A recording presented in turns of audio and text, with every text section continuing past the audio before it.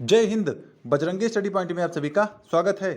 साथियों, आज 23 अगस्त हो चुकी है और राउंड 1 में जो सीट अलॉटमेंट का काम चल रहा था अब वो लगभग अपने एंड फेज पर है और अब जो नेक्स्ट राउंड शुरू होगा वो मेन काउंसलिंग के राउंड 2 की बारी आएगी। तो बात करेंगे सेकेंड राउंड की काउंसलिंग की डेट क्या है, काउंसलिंग शेड्यूल में क्या डेट रखी गई है सेकेंड राउंड की काउंसलिंग की, और बाकी सेकेंड राउंड की काउंसलिंग किन लोगों को बिल्कुल नहीं करानी है इसकी भी चर्चा की जाएगी। क्योंकि फर्स्ट राउंड की काउंसलिंग में बहुत से लोगों ने काउंसलिंग करा के अपनी जो फीस है उसका नुकसान ही किया है।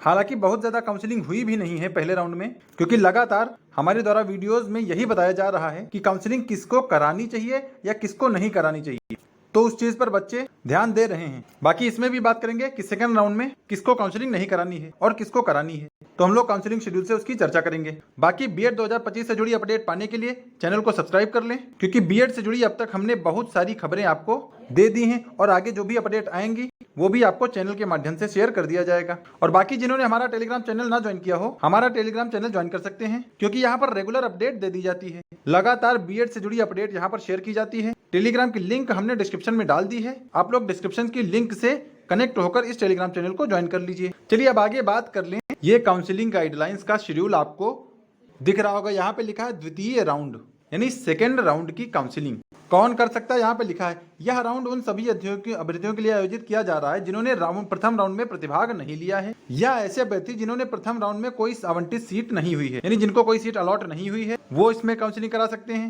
और जिन्होंने पहली राउंड की काउंसलिंग में भाग नहीं लिया वो भी करा सकते हैं। और तीसरा, जिन्होंने सीट अलॉटमेंट के बाद भी निश्चित समय अवधि में अपना प्रवेश सुनिश्चित नहीं किया है, यानी सीट अलॉटमेंट के बाद भी एडमिशन नहीं लिया है कॉलेज में जाकर, तो वो इस काउंसलिंग को करा सकते हैं। काउंसलिंग कराने के लिए क्या क्या करना होगा? सर्वप्रथम अभ्यर्थियों को काउंसलिंग कराने के लिए पंजीकरण यानी रजिस्ट्रेशन करना होगा और अभ्यर्थियों को लॉगिन विवरण करके लॉगिन करना होगा। फिर काउंसलिंग शुल्क और अग्रिम कॉलेज शुल्क भुगतान यानी जो कि 5750 फीस है वो टोटल आपको फीस देनी पड़ेगी। और यहाँ पर भी वही बात लिखी है, जब अभ्यर्थी को कोई सीट आवंटित नहीं होती है तो कॉलेज की एडवांस फीस उनके द्वारा दिए गए अकाउंट में वापस कर दी जाएगी। यानी यहाँ पर तो लिखा गया है साफ साफ कि अगर सीट अलॉट नहीं होती है काउंसलिंग के बाद तो एडवांस फीस इनको भी वापस कर दी जाएगी। तो ये सेकेंड राउंड की कुछ बातें हैं जो आप सभी को जान लेनी चाहिए। और अगर आपको ये काउंसलिंग गाइडलाइंस का पीडीएफ चाहिए तो आप हमारे टेलीग्राम चैनल से प्राप्त कर सकते हैं, क्योंकि इसको हमने वहां पर शेयर कर दिया था। तो जिसको जानकारी चाहिए या पीडीएफ प्राप्त करना है वो यहाँ से टेलीग्राम को ज्वाइन कर ले। चलिए अब आगे बात कर लें कि राउंड 2 की जो मेन काउंसलिंग है वो कब से शुरू है।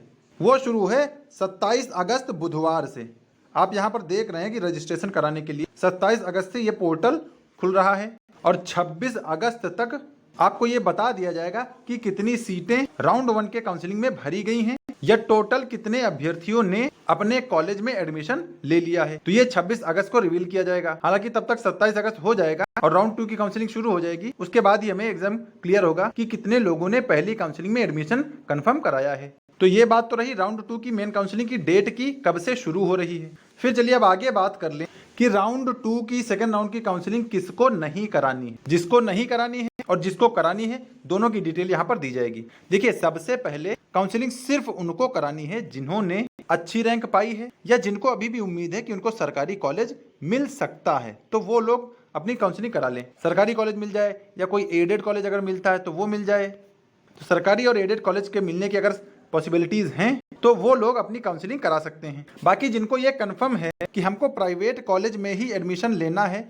तो वो लोग इस काउंसलिंग में भाग ना लें, क्योंकि जब आपको प्राइवेट कॉलेज ही चाहिए तो भाई उसके लिए तो डायरेक्ट एडमिशन का फेज शुरू होगा 13 सितंबर से, तो आप लोग फिर उस डायरेक्ट एडमिशन के फेज वाले में भाग लीजिएगा। तो इसीलिए आपको अभी सेकेंड राउंड की काउंसलिंग में पार्टिसिपेट करने की जरूरत नहीं है।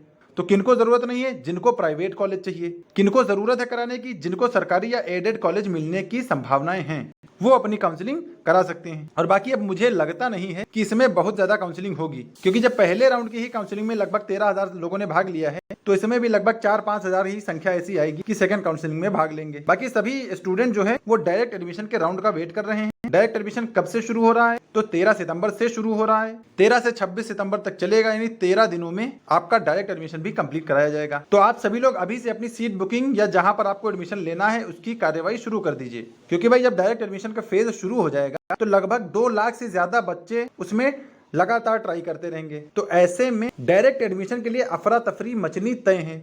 तो अगर आपको इस अफरा तफरी से बचना है तो आपको अपनी सीट बुकिंग करनी होगी। सीट बुकिंग करने के लिए आपको क्या करना है वो भी बताएंगे, लेकिन हमारे द्वारा भी आपको डायरेक्ट एडमिशन के थ्रू प्राइवेट कॉलेज दिलाए जाएंगे, जिसमें हमारे प्रदेश के 2 यूनिवर्सिटीज के आपको कॉलेज मिलेंगे। एक कॉलेज आपको अयोध्या यूनिवर्सिटी से मिलेगा जो कि राम मनोहर लोहिया आबाद यूनिवर्सिटी से एफिलिएटेड कॉलेज होंगे। इसकी दोनों साल की टोटल फीस जो है वो 52,000 है। इसी में प्रैक्टिकल फीस इंक्लूड है और एग्जाम फॉर्म इसी में सम्मिलित है। बाकी यहाँ का एग्जाम मोड ईयरली होता है। एग्जाम टाइम रुकने के लिए भी अरेंजमेंट किया जाएगा। तो जिनको अयोध्या में अपनी सीट बुक करानी है वो इन 2 नंबर्स पर कॉल कर सकते हैं।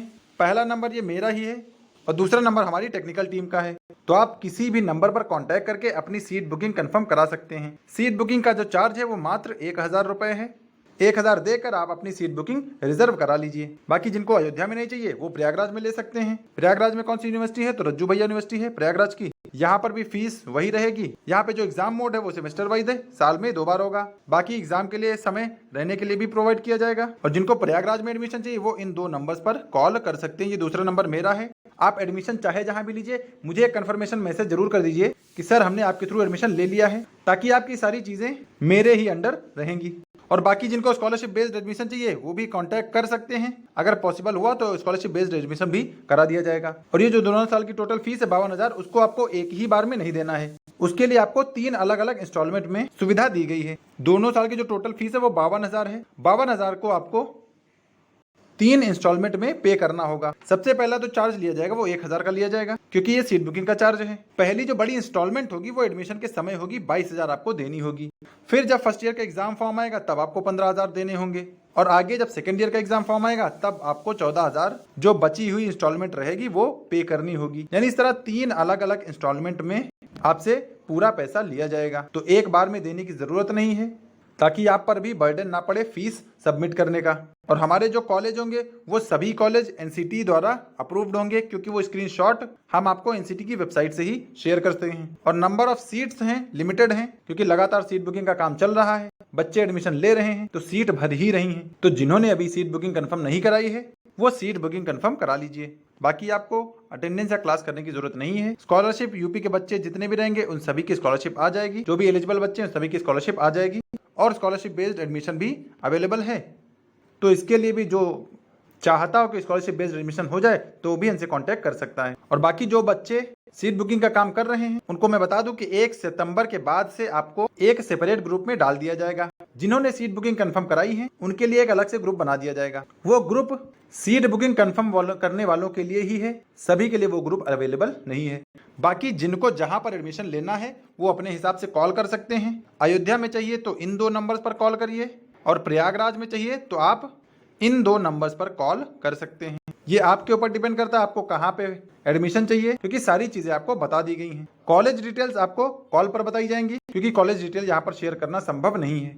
बाकी जो सारी चीजें हैं जैसे हमने वीडियो में बताई हैं, सारी चीजें फोन कॉल पर बताई जाती हैं और वैसे ही सारी चीजें रहती हैं। बाकी रेगुलर अपडेट पाने के लिए हमारे टेलीग्राम चैनल को ज्वाइन कर लीजिए। इसकी लिंक डिस्क्रिप्शन में डाल दी गई है, वहां से कनेक्ट होकर आप इस टेलीग्राम को ज्वाइन कर लीजिए, ताकि डेली की जो रेगुलर अपडेट आती है वो आप सब तक पहुंच जाया करे कि बीएड में क्या अपडेट चल रही है, क्या चीजें देश दुनिया में चल रही, करंट की भी कटिंग वहां पर शेयर कर दी जाती है। तो आप सभी लोग ग्रुप से जुड़ जाएं और चीजों का फायदा उठाएं।